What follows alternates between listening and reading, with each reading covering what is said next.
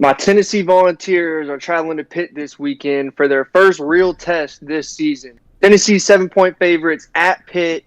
Both these teams have weapons on both sides of the ball that'll be playing on Sundays. Both these teams are really talented teams. Pitt is coming off a very, very emotional game. We'll get into all that stuff. Drew, you and me watched the Pitt game together. We were surprised by a couple things. What was the number one thing that captured your eye as far as Pitt goes? Well, Pitt's offense, I think, looked really well. Now, West Virginia, they played, and I know West Virginia's defense isn't known for historically being great. I know that, but you can just watch, and Rodney Hammond, Pittsburgh running back, he was probably my favorite player to watch in all of college football this weekend. I mean, just seeing how hard that dude ran. He didn't put up the most crazy stat line or anything along those lines. But that dude, if he wants to get you, 5, 6, 7 yards, he's gonna do it. He'll put his head down, he'll carry a couple people, and he'll get 5, 6, 7 yards.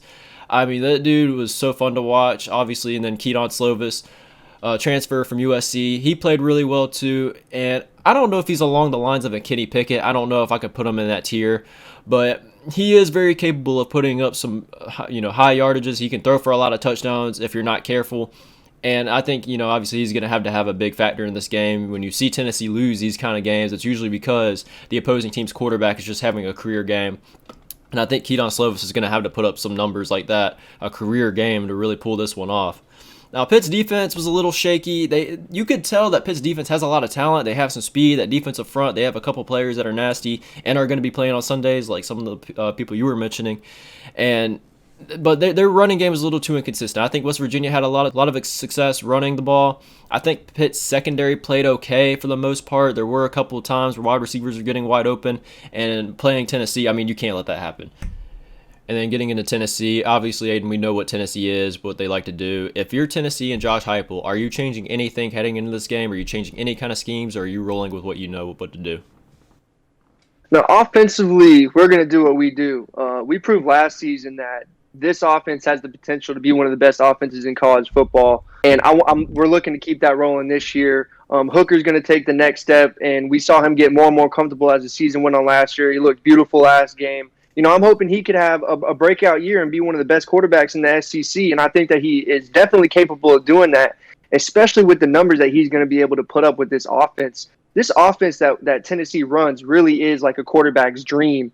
Like it is a stats machine. All the deep balls that we're throwing, the pace that we keep up causes the defense to miss a line, and then just sheer exhaustion. So we draw success from both of those things. I'm looking for our receivers to step up. Someone other than Cedric Tillman. It's about that time that these guys have been there for a couple years. They know what's expected of them, and now they just need to go and do it.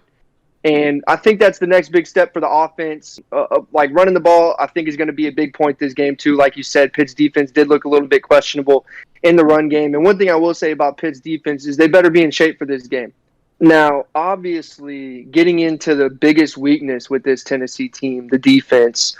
Watching the Pitt game, I was visually scared, Drew, at some points in the game, watching Pitt's run game. Like you mentioned, that guy was a complete hoss. Talk about hitting the hole at 100%. And I know our D-line has improved, but our linebacker core is weak in the pass game and the run game. And that is a severe weak spot that we have on this team that Pitt can definitely take advantage of in the passing game, in the middle of the field as well.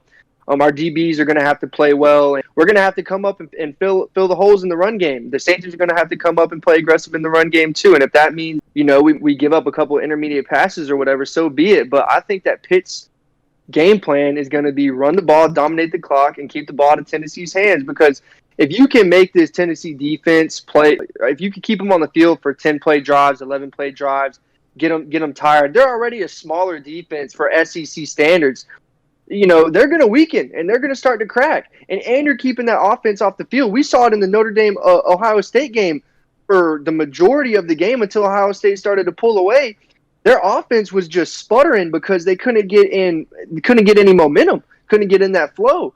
So that's, I think, going to be Pitt's game plan, and Tennessee's going to have to counteract that. Maybe do a couple run blitzes to counteract the fact that our linebackers are weak in that area. But that's my biggest concern in this game for Tennessee. Are we going to be able to stop the run? Is our defense going to be able to get off the field, get off on third downs, win the turnover battle, which of course you want to do in every game. But whenever you're playing a ranked team that's coming off a giant win, you have to win the turnover battle. So that's my main key for this Tennessee team, Drew. Whenever you look at the major keys to victory for either one of these teams, what pops out to you?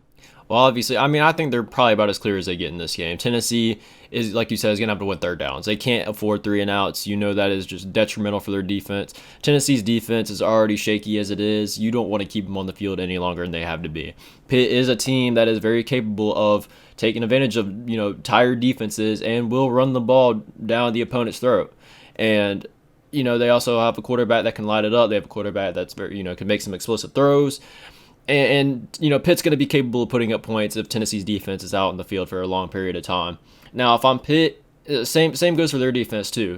Their defense is going to have to get off the field. And when Tennessee plays teams like Pitt, and maybe not like your Alabamas and Georgias, Tennessee has a really good advantage because the real way to stop Tennessee's offense is you got to have depth.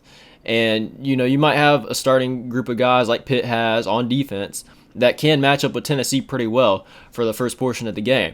But does Pitt have the depth to keep going in the second half? Do they have the depth to substitute defensive guys that are going to be able to step up and, just make the big-time stops? And I think that's going to be the big key in the second half. So with all that being said, Tennessee 7-point favorite, I just don't know. I think Tennessee obviously is capable of winning this game by 7 points, but we watched that game at Pitt last week. It's a crazy environment. It's going to be crazy, if not crazier again this week, playing against a team like Tennessee. It's just very hard for me to pick Tennessee to cover in this game with confidence. I think Tennessee wins the game. I just think it's going to be a field goal kind of game that's going to come down to the last drive, maybe with a game-winning field goal or something. It's hard for me to pick this game. I'm going to take Pitt in the 7 points, but give me Tennessee to win outright. Yeah, Drew, I'm kind of falling in the line of the same thing you're thinking. It's at home for Pitt. They just won a big game, a big rivalry game. They haven't played in 11 years. And it was an emotional game, and I thought initially after that game, are they going to experience, a little bit of like energy drop-off going into this game after just so many emotions last game. But, thinking about that a little more, this is an SEC team. This is a big game for Pitt, and I don't think that's going to be the case. So I think they're going to come out and play hard, play physical, and I definitely think they're going to be ready and be pumped for this game. But I think that Tennessee has too much firepower on offense. I do think that they're primed for a good year. This isn't just me being a fan, but whenever I'm picking against Tennessee, against the spread, I'm always extra cautious because I know my Volunteers, man. I don't want them to go out and just shit the bed and be super agitated. I'd rather already be disappointed and then let them prove me wrong. So I'm gonna go side with you. Give me Pitt in the 7, but I do think that Tennessee is gonna get the win. But yeah, that's pretty much going to wrap it up for this video. Tennessee versus Pitt. Let us know down below what you guys think is going to happen in this video. What are some keys for Pitt or Tennessee, whatever ones you want to talk about. And please like, comment, share, and subscribe if you haven't already. We're going to be doing these preview predictions a lot. We don't know exactly what our schedule is going to be in terms for other videos we're going to be doing, but we'll get that figured out here before too long. But we really appreciate you watching, especially if you made it to this point in the video, and we just really appreciate you guys' support. But that's it for this video, guys. We'll see you in the next one.